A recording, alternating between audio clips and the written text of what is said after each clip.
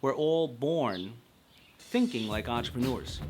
Families and friends convince you not to be an entrepreneur. True entrepreneurs will just keep figuring it out. If you pull up your car outside of a mall, you open your trunk and you were selling something for $1 and you sold 50 of them in 3 minutes, you close that trunk, you call me. Yeah. Because we're gonna sell those things out of every single mall, city, state, country. We're even gonna sell them on Mars if we can sell them that quick. Hi, I'm Bryan Elliott. Welcome to another edition of Behind the Brand. Today I'm here with entrepreneur Daymond John.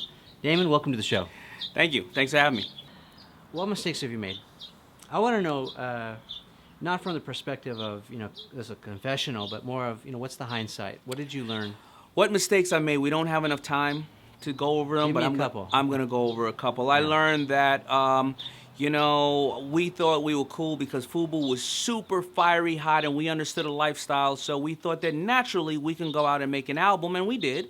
Not us singing, I'm talking about artists that we worked with, because we already dressed all the artists, we already knew all the artists, right? We were on half the video set, so creatively we understood it. But guess what? We didn't know the business behind it, so yeah, we sold 500,000 units of the album, but it cost us $5 million to make the album because we didn't know any better. Yeah. I learned at that time that, there's no shortcuts. That's it. We didn't hire a record executive. We didn't know our numbers. We didn't look at our numbers. We were spending money like drunken sailors. We were getting caught up. What was the reason we were doing it? Did we get exposure? Yes. But from the business model, we died, right? So, I learned that mistake. I learned that unless we have goals set, you don't know what you're doing.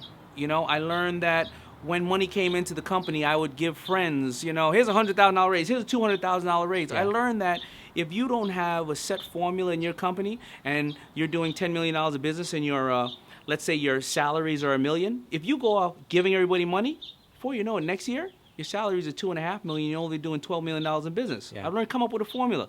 Give people anywhere from 5% to 10% raise. You know that if your salaries are $1 million, next year it's $1 million plus an average of 7.5%.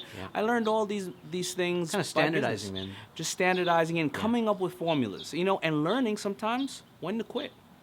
When to write it off. We're not good at this,